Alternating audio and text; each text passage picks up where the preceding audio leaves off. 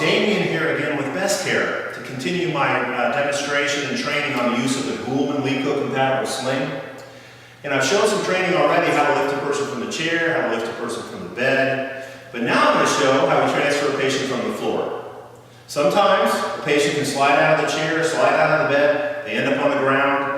It's a difficult transfer. Let's show you how it's done. So our patient's on the floor. First thing we want to do is try and make the patient comfortable. So let's grab the pillow, kind of put it under the patient's head so they can be supported and be comfortable enough for us to take the time to apply the sling. So, how do we apply the sling? Well, we're going to fold the sling in half with the instructions on the inside, and we're going to do very similar transfer that we did with the person in the bed.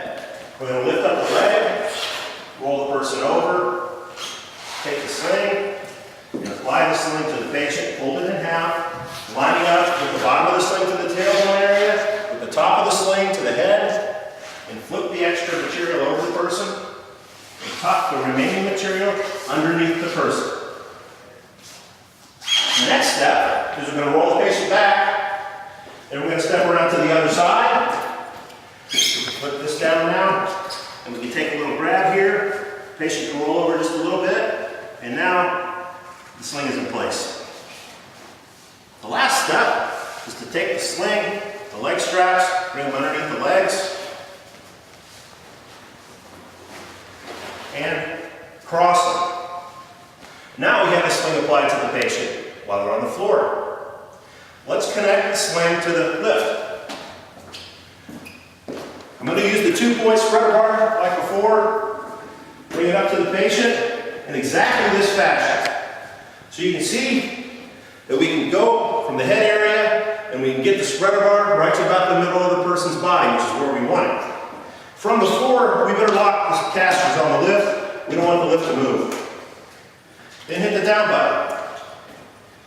We're going to bring the spreader bar low enough so we can connect the sling loops easily to the spreader bar.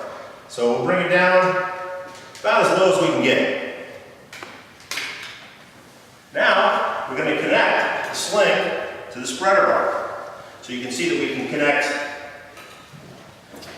the shoulder area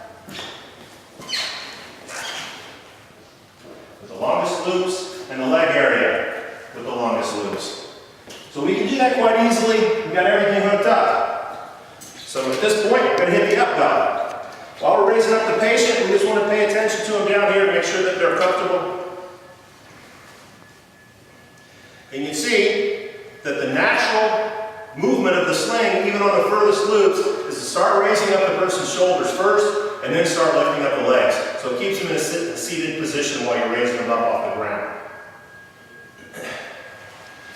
So you can see from here, we can transfer the patient to a wheelchair or to the bed, and we have our floor transfer accomplished. Thank you.